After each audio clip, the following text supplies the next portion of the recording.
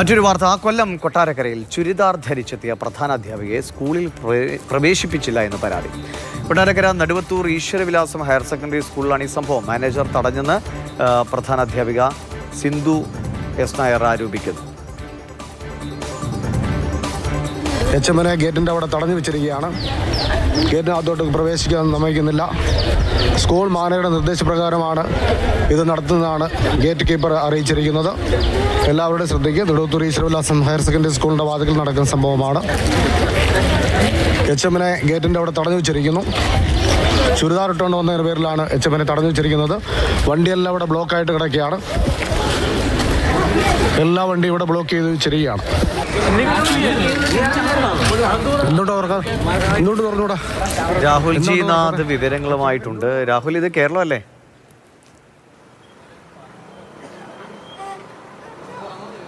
നമ്മുടെ മുന്നിൽ നിലവിലുള്ളതൊരു പരാതിയാണ്. പ്രധാനാധ്യാപിക തന്നെയാണ് ഈ പരാതി നൽകിയിട്ടുള്ളത്. അതായത് ചുരിദാർ ധരിച്ചെത്തിയപ്പോൾ മാനേജർ നിർദ്ദേശപ്രകാരം സെക്യൂരിറ്റി ജീവനക്കാരൻ തടഞ്ഞു എന്നാണ് പറയുന്നത്.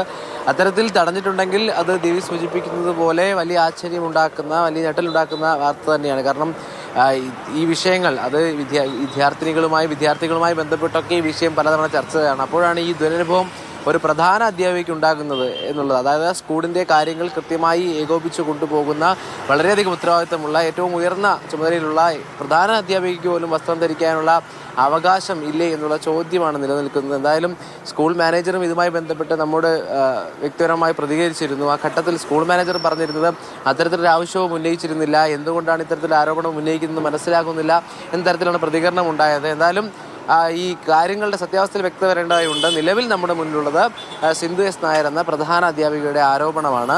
ആ ആരോപണത്തിൻ്റെ ഗൗരവം അത് വലിയ രീതിയിൽ ചർച്ച ചെയ്യപ്പെടുന്നുണ്ട്. കാരണം വസ്ത്രം ധരിക്കാനുള്ള സ്വാതന്ത്ര്യം പോലും അധ്യാപികയ്ക്കില്ലെങ്കിൽ വിദ്യാർത്ഥികളുടെ കാര്യം എങ്ങനെയാകും എന്ന് ചോദിക്കുന്നുണ്ട്. എയ്ഡഡ് സ്കൂളാണ്. അവിടെ ഇത്തരത്തിൽ വസ്ത്രസ്വാതന്ത്ര്യം അധ്യാപകർക്ക് ഇല്ലെങ്കിൽ പിന്നെയുള്ള കാര്യങ്ങൾ എങ്ങനെയാണെന്നുള്ള വലിയ ചോദ്യമാണ് ഉന്നയിക്കപ്പെടുന്നത്. എന്തായാലും പിന്നീട് പോലീസ് എത്തിയാണ് പ്രധാന അധ്യാപിക. പഠിക്കുന്ന പെൺകുട്ടികളൊക്കെ ചുരിദാറൊക്കെ ധരിച്ചു വരുന്നതായിരിക്കും. ഇത് മറ്റെന്തെങ്കിലും വിധത്തിൽ പ്രധാന അധ്യാപികയും മാനേജ്മെന്റും തമ്മിൽ എന്തെങ്കിലും തർക്കങ്ങളൊക്കെ ഉണ്ടോ ഇപ്പോൾ രാഹുൽ? നിലവിലായും അത്തരം വിവരങ്ങൾ സ്ഥിരീകരിക്കാൻ കഴിയുന്ന രീതിയിലുള്ള വിവരങ്ങൾ ലഭിച്ചിട്ടില്ല. കാരണം അത്തരമൊരു പ്രശ്നങ്ങൾ ഉണ്ടായിരുന്നു. ആ പ്രശ്നത്തിൻ്റെ ഭാഗമായി ആണോ ഇത്തരത്തിൽ ചുരിദാർ ധരിച്ചെത്തിയപ്പോൾ തടയുന്ന നിലപാടിലേക്ക് എത്തിയത് എന്നറിയില്ല. എന്തായാലും നമുക്ക് ആ ദൃശ്യങ്ങളിൽ കാണാം.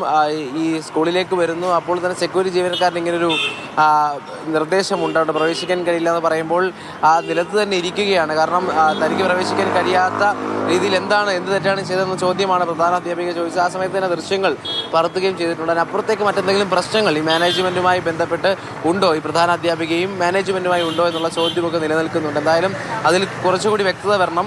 എന്നാൽ ഈ ആരോപണത്തിൻ്റെ ഗൗരവം അതിപ്പോഴും ഇങ്ങനെ നിലനിൽക്കുകയാണ്. സത്യാവസ്ഥ പുറത്തു വരുന്നതുവരെ ഇത് വലിയ ചർച്ചയും വിവാദവുമായി തന്നെ. ശരി, എന്തായാലും ആ സ്കൂളിൻ്റെ ഭാഗത്തുനിന്നോ പ്രധാനാധ്യാപികയുടെ മറ്റു പ്രതികരണങ്ങളോ വരും മണിക്കൂറുകളിൽ വരുമെന്ന് പ്രതീക്ഷിക്കാം. ചുരിദാർ ഇട്ട് വന്നു എന്നതിൻ്റെ പേരിൽ ഒരു പ്രധാന അധ്യാപികയെ സ്കൂൾ കോമ്പൗണ്ടിലേക്ക് പ്രവേശിപ്പിക്കുന്നില്ല എന്നതാണ് പരാതി. രാഹുൽ ജി നാഥാണ് വിവരങ്ങൾ നൽകിയത്.